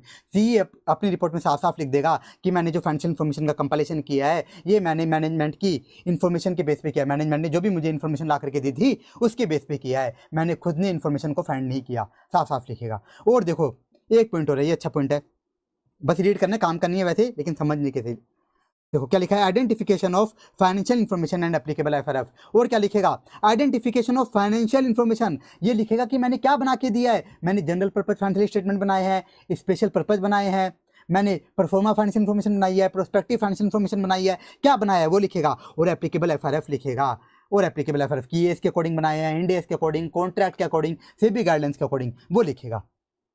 और देखो ये पॉइंट एकदम इजी था, यहाँ पे ऐसे, यहाँ पे ये क्या लिखेगा, जो अपनी मीनिंग वाली बात है वो लिखेगा। क्या लिखेगा कि ये कोई एश्योरेंस एंगेजमेंट नहीं है, ये जो कंपाइलेशन करके दे रहा हूँ यहाँ पे मैं कोई भी एश्योरेंस नहीं दे रहा, और यहाँ पे मैं मैनेजमेंट जो भी मुझको इन्फॉर्मेशन ला करके देता है उसको मैं वेरीफाई भी नहीं करता। मतलब जो बातें हमने मीनिंग के अंदर देखी थी कि कंपाइलेशन एंगेजमेंट ये एश्योरेंस एंगेजमेंट नहीं होती, और यहाँ पे सीए जो मैनेजमेंट सीए को जो भी इन्फॉर्मेशन ला करके देता है उसको सीए वेरीफाई नहीं करता। तो वही बात सीए क्या करेगा, अपनी रिपोर्ट में भी छाप देगा। तो ये हमारी रिपोर्ट भी कंप्लीट हुई। याद करना चाहो तो कोई भी 3 या 4 पॉइंट रीड भी करोगे अपने आप याद हो जाएगा, इसमें अलग से याद मत करना, इस वाली रिपोर्ट को आप अलग से याद मत करना, बस रीड हमेशा करना। रीड भी करोगे, गलती से एग्जाम में क्वेश्चन आ गया आप आराम से 4-5 पॉइंट लिख पाओगे। अब आ जाओ लास्ट टॉपिक, डॉक्यूमेंटेशन। डॉक्यूमेंटेशन क्या करना, मतलब वर्किंग पेपर्स बनाते वक्त तो क्या करेगा, सबसे पहला काम तो देखो क्या करेगा, जो भी इसने प्रोसीजर्स लगाई, बताओ हम क्या करते हैं वर्किंग पेपर्स में, जो भी हम काम करते हैं प्रोसीजर्स लगाते हैं वो हम क्या करते हैं, डॉक्यूमेंट करते हैं, जो भी हम प्रोसीजर्स लगाते हैं। तो यहाँ पे भी सी क्या करेगा, जो भी इसने प्रोसीजर्स लगाई ना फाइनेंशियल इन्फॉर्मेशन को कंपाइल करने के लिए, वो पूरी की पूरी प्रोसीजर छाप देगा। क्या लिखेगा, हाउ कंपाइल्ड फाइनेंशियल इन्फॉर्मेशन, कि सीए ने फाइनेंशियल इन्फॉर्मेशन को कैसे कंपाइल किया, फाइनेंशियल स्टेटमेंट कैसे बनाए। तो क्या बताएगा इसमें, क्या बताएगा, इसमें बताएगा कि सबसे पहले देखो मैंने अंडरस्टैंडिंग ली, फिर मैंने मैनेजमेंट से सिग्निफिकेंट जजमेंट्स वगैरह डिस्कस किए, ये सारी बातें इसके अंदर लिखेगा, ये सारी बातें लिखेगा। और क्या करेगा, और सिग्निफिकेंट जजमेंट्स भी, और जो सिग्निफिकेंट मैटर्स हैं, जो भी सिग्निफिकेंट मैटर्स अराइज हुए थे एंगेजमेंट के दौरान, वो क्या करेगा, उनको भी डॉक्यूमेंट करेगा, और ये बताएगा कि इन सिग्निफिकेंट मैटर्स को मैंने डील कैसे किया, इनको एड्रेस कैसे किया, ये भी बताएगा। जैसे ये बताएगा कि मैनेजमेंट ने पहले मेरे को कंप्लीट इन्फॉर्मेशन लाके नहीं दी थी, तो मैंने उसको कैसे एड्रेस किया, कैसे डील किया, वो बातें यहाँ पे लिखेगा। और क्या करेगा वर्किंग पेपर्स में, देखो एकदम सिंपल था, copy of final version of compiled financial information and copy of practitioner report, ये पूरी की पूरी इनकी कॉपी भी क्या करेगा, अपने वर्किंग पेपर में छाप देगा। मतलब ये ने जो फाइनेंशियल इन्फॉर्मेशन कंपाइल करके दिया है, जो फाइनेंशियल स्टेटमेंट कंपाइल करके दिए हैं, उनकी कॉपी लेगा, उनकी कॉपी करेगा, प्रिंट निकालेगा और उनको अपने वर्किंग पेपर्स में छाप देगा। इसी तरह से जो अपनी रिपोर्ट बना के दी है, ये जो रिपोर्ट बना के दी है, इसकी भी क्या करेगा, इसका भी प्रिंट निकालेगा और अपने वर्किंग पेपर्स में छाप देगा। और क्या कर सकता है, और देखो क्या कर सकता है सीए इन एंगेजमेंट डॉक्यूमेंटेशन। सीए चाहे तो देखो यहाँ पे क्या लिखा है, मैं चाहे तो क्या कर सकता है, include the copy of entities trial balance or other information that practitioner used to perform compilation। मतलब मैनेजमेंट ने सीए को जो जो इन्फॉर्मेशन ला करके दी थी उनकी कॉपी लेकर के भी, मतलब ट्रायल बैलेंस वगैरह इनकी कॉपी लेकर के भी क्या कर सकता है सीए, इनको भी क्या कर सकता है अपने अपने वर्किंग पेपर्स में अटैच कर सकता है, इनको भी अटैच कर सकता है। तो ये हुआ पूरा डॉक्यूमेंटेशन।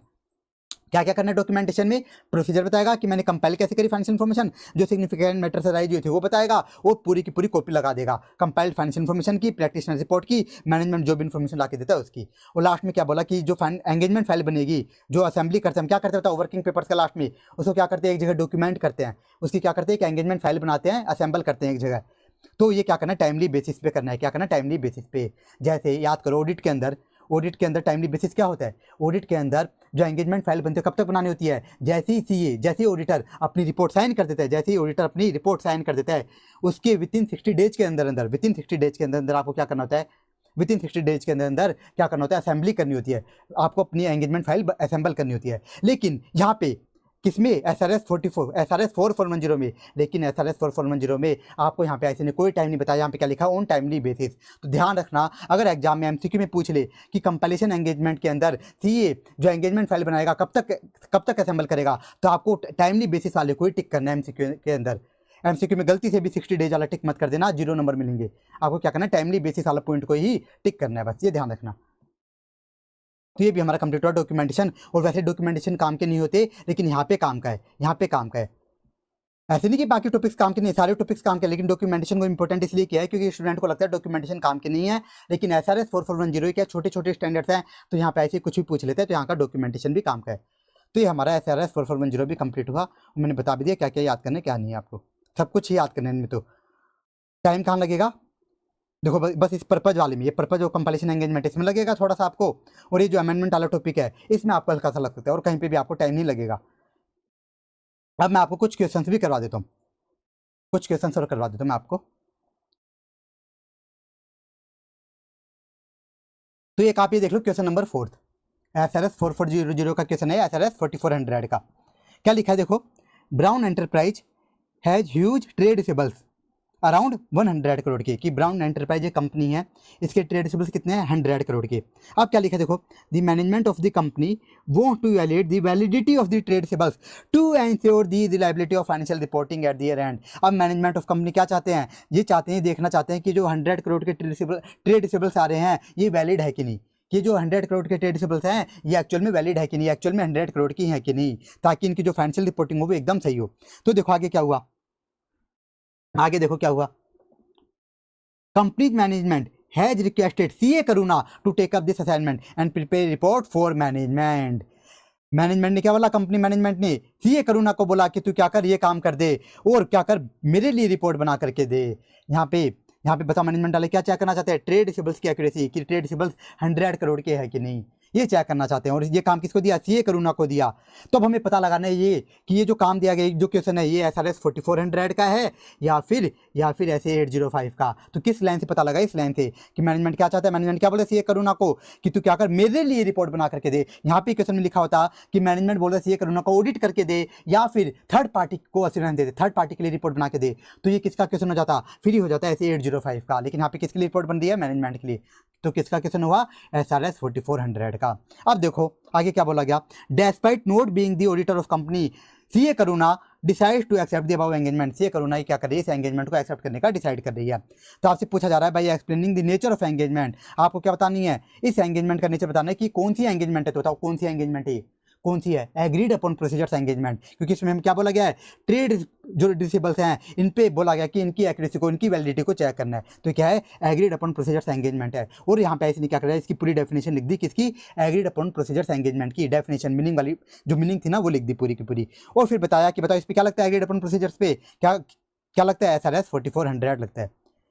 और दूसरा क्वेश्चन क्या पूछा, discuss whether it was proper for her to accept this such engagement. क्या सीए करुणा इस एंगेजमेंट को एक्सेप्ट कर सकती है क्या, हाँ आराम से एक्सेप्ट कर सकती है, कोई दिक्कत की नहीं। तो लिख दिया it was proper for CA Karuna to accept the above engagement, कोई दिक्कत की बात नहीं। अब दूसरा क्वेश्चन देखो क्या पूछा है, वाइल रिपोर्टिंग, देखो किसकी बात आ गई, रिपोर्टिंग की। While reporting which precautions should be taken by her so that readers of report don't misunderstand it's scope. कि रिपोर्ट बनाते वक्त, कि एग्रीड अपन प्रोसीजर से रिपोर्ट बनाते वक्त सीए करुणा को किन किन बातों का ध्यान रखना है। तो आपको कौन सी बातें लिखनी है, देखो यहाँ पे टाइटल एड्रेस वगैरह नहीं लिखने, मैंने क्या बताया था आपको, आप वो वाले 5 पॉइंट लिख देना जो हमने टर्म्स ऑफ एंगेजमेंट में याद किए थे, वो वाले आप लिख देना। और ये रिपोर्ट वाला क्वेश्चन भी हमारा कंप्लीट हुआ। ये क्वेश्चन अच्छा क्वेश्चन है, ये आपको देखना है, ये क्वेश्चन नंबर 4। अब आ जाओ आप, एक ये देखो क्वेश्चन नंबर 6। एमएनसी लिमिटेड है जाएंगे CA Lalit to help the company in compilation of financial information. साफ साफ देखो बोल दिया कि क्या किया एमएनसी लिमिटेड ने, सीए ललित को अपॉइंट किया है। क्यों? ताकि क्या कर दे, ये सीए ललित इस एंटिटी की फाइनेंशियल इन्फॉर्मेशन कंपाइल करने में हेल्प कर दे। तो साफ पता लग रहा है किसका क्वेश्चन है, SRS 4410 का। अब देखो आगे क्या हुआ, the team members have done mostly audit engagement and don't have exposure to compilation engagement। अभी जो सीए ललित अकेला थोड़ा जाएगा बताओ कंपाइलेशन करने, टीम लेके जाएगा। लेकिन जो इसके टीम मेंबर्स है ना, इन्होंने कभी जिंदगी में कंपाइलेशन किया ही नहीं, कभी क्या, इनको कुछ पता ही नहीं है। तो आपसे पूछा जा रहा है, discuss the key issues that CA Lalit should guide his team members with respect to his engagement. कि ललित बताओ क्या क्या ज्ञान देगा अपनी टीम वालों को, अपनी टीम को क्या क्या बताएगा। तो बताओ क्या बताएगा यहाँ पे, लॉजिकली सोचो, हम क्या बताएंगे जिसको कुछ भी नहीं पता कंपाइलेशन के बारे में, क्या बताएंगे, बेसिक बातें तो बताएंगे कि कंपाइलेशन एंगेजमेंट होती क्या है, ये क्या है, नॉन एश्योरेंस एंगेजमेंट है, और इसमें हम इन्फॉर्मेशन की एक्यूरेसी को वेरीफाई नहीं करते, ये बताएंगे। और ये भी बताएंगे भाई कंपाइलेशन करना ही क्यों, कि जो मैनेजमेंट है वो कंपाइलेशन करवाते ही क्यों है, उसका पर्पज बताएंगे, सारी बातें बताएंगे कि भाई मैनेजमेंट कंपाइलेशन करवाते ही क्यों है, ये सारी बातें। तो देखो यहाँ पे ऐसे नहीं क्या करा, डेफिनेशन लिख दी, ये लिख दिया कि क्या है, ये कोई एश्योरेंस एंगेजमेंट नहीं है, इसमें हम वेरीफाई नहीं करते एक्यूरेसी कंप्लीटनेस को, और फिर पर्पज लिख दिया कि मैनेजमेंट कंपाइलेशन करवाते ही क्यों है, सारी बेसिक बात लिख दी। तो ये था क्वेश्चन बेसिक टॉपिक पर। अब देखो नेक्स्ट क्वेश्चन, ये देखो क्वेश्चन 9 एकदम इजी था। एक एंटिटी है कोस्टल वेंचर्स लिमिटेड। अब देखो क्या किया कंपनी ने, काम की बातें पढ़ देता हूँ। Company engages CAX to compile the financial statement. Company ने CAX को बोला तू क्या कर दे, हमारे फाइनेंशियल स्टेटमेंट कंपाइल कर दे, यानी किसका क्वेश्चन है, SRS 4410। लेकिन अब देखो CAX, जो CAX है, is of the view that independence requirement will not be applicable for the above assignment, do you agree. CAX क्या बोल रहा है कि जो आप असाइनमेंट करने के लिए मुझे बोल रहे हो ना, जो एंगेजमेंट करने के लिए, इसमें मेरा इंडिपेंडेंट होना बिल्कुल भी जरूरी नहीं है। तो क्या CAX ये बात सही बोल रहा है क्या?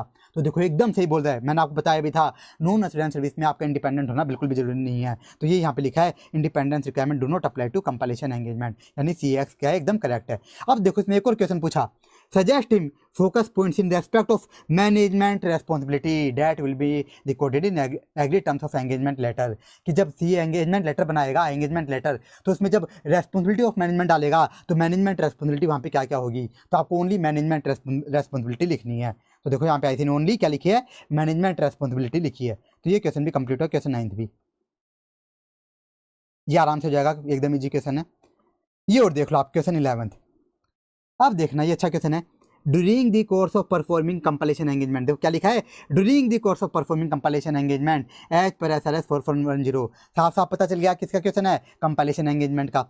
क्या हुआ, it becomes known to you that client had suffered theft loss of 100 lakhs of its inventories. कि कंपाइलेशन करने के दौरान आपको पता लगा कि जो क्लाइंट है इसके यहाँ पे क्या हुई है, इन्वेंट्री की चोरी हुई है, कितने की, 1 करोड़ की, इन्वेंट्री की 1 करोड़ की चोरी हुई है।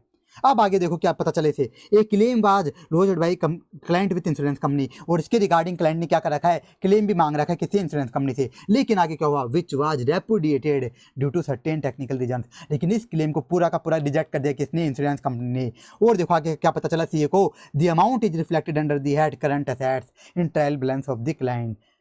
और सीए को पता लगा कि ये जो क्लेम मांगा है इसको एंटिटी कहाँ पे दिखा रखा है, करंट असेट्स में दिखा रखा है। कहाँ पे दिखा रखा है, करंट असेट्स में। बताओ क्या एंटिटी ने सही काम कर रखा है क्या, एकदम गलत कर रखा है, एकदम गलत। क्यों यहाँ पे तो बताओ क्या किया है, इंश्योरेंस कंपनी ने पूरा का पूरा क्लेम ही क्या कर दिया, रिजेक्ट कर दिया, पूरा का पूरा क्लेम ही रिजेक्ट। और ये बात बताओ सीए को कब पता लगी, during the course of performing compilation engagement. देखो इस लाइन पे ऐसे क्वेश्चन पूछते हैं, मैंने आपको बताया था। तो ये बताओ ये क्वेश्चन कौन से टॉपिक पर है, अमेंडमेंट वाले टॉपिक पर। तो आपको क्या करना है, पहले पूरी थ्योरी छापनी है। तो ऐसे नहीं, तो यहाँ से लेकर यहाँ तक पूरी की पूरी थ्योरी छाप दी कि during the course of engagement अगर सीए को पता लगता है कि जो फाइनेंशियल इन्फॉर्मेशन बन रही है ये एज पर FRF नहीं बन रही, ये एज पर FRF नहीं बन रही, और यहाँ पे क्या है, यहाँ पे तो अमेंडमेंट्स करने की नीड है, अदरवाइज ये मिसलीडिंग हो जाएंगे। तो सीए क्या करता है, सीए मैनेजमेंट को जाके बोलता है कि इनको आप सही कर दो। वो अगर मैनेजमेंट मना कर देता है तो सीए छोड़ के चला जाता है। लेकिन जब विड्रॉल करना पॉसिबल नहीं होता तो सीए क्या करता है, डिटरमाइन करता है कि अब मेरी यहाँ पे लीगल रेस्पॉन्सिबिलिटी क्या होगी। तो ऐसे ने क्या करा, पूरी की पूरी थ्योरी छाप दी। और देखो लास्ट में यहाँ पे क्या लिख दिया, डिस्कशन एंड कंक्लूजन। जो आईसीए को लास्ट में देना चाहिए था, आईसीए ने एकदम स्टार्टिंग में डाल दिया डिस्कशन एंड कंक्लूजन, कि क्वेश्चन की लैंग्वेज लिख दी और बता दिया कि इस केस में एंटिटी गलत काम कर रही है, तो यहाँ पे क्या है, फाइनेंशियल स्टेटमेंट्स के अंदर अमेंडमेंट्स करने की नीड है, अमेंडमेंट्स की नीड है। ये क्वेश्चन भी हमारा कंप्लीट हुआ। आगे के क्वेश्चन एकदम ईजी हैं, ये आपसे आराम से हो जाएंगे। तो इस लेक्चर में हमने SRS 4400 और SRS 4410 का एकदम डिटेल में रिवीजन कर लिया है, और जो अच्छे लेवल के क्वेश्चन थे वो मैंने आपको सारे के सारे करवा दिए। तो इस लेक्चर में इतना ही। Thank you so much. Hare Krishna.